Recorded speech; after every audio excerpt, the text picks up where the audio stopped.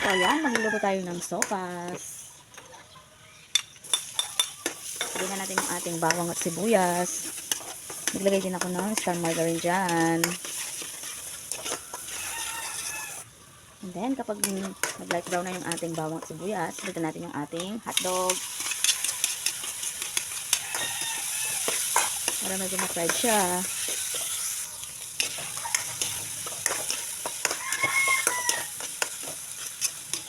Sopas para sa ating almusal for today's video. Then, maglalagay din ako ng corned beef. Lalagay ko ay 555 Carne Norte.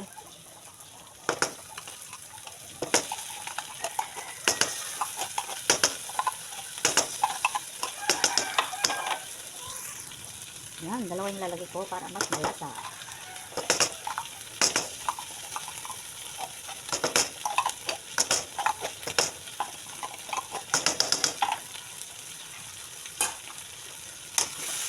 Yan, gusayin lang natin to.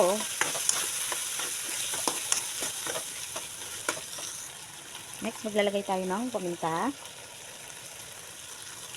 And then, Ajinomoto.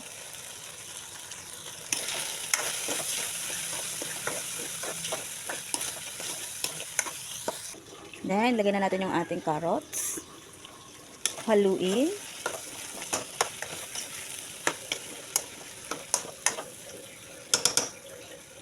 Yan, maglagay na tayo ng tubig.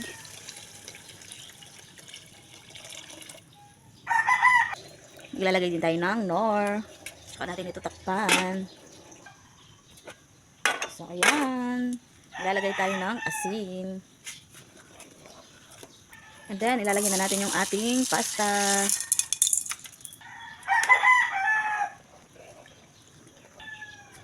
Ayan, takpan natin. And then, hintayin natin maluto.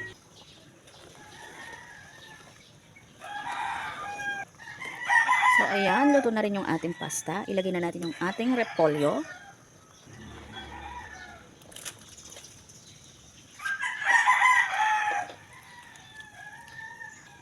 Hintayin lang natin medyo maluto yung ating repolyo. And then, lalagyan na natin yung ating evap.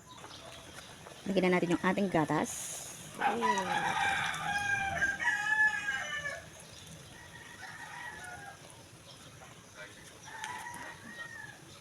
Yan, pakulan lang natin ito ng 1 minuto. And then, pwede na to.